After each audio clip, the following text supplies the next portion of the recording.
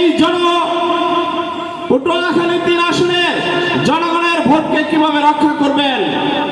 জনগণ আপনাদেরকে ভোট দিতে চায়, জনগণ ইসলামকে ক্ষমতায় নিতে চায়, জনগণ দাঁড়িপাল্লাকে ক্ষমতায় নিতে চায়।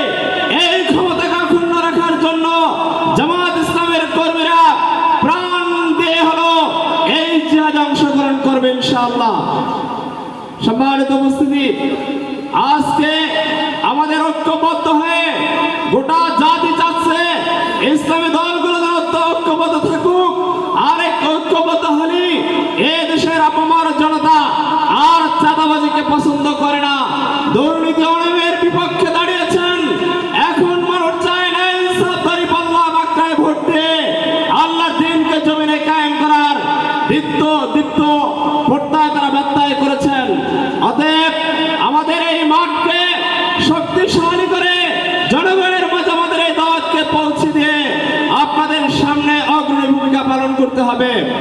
আজকে যারা এখানে এসেছেন, আজকে আপনারা এটা মনে করলেই হবে না আজকের প্রোগ্রামের পরে মনে হয় যে আমরা ঘুমাতে পারবো না।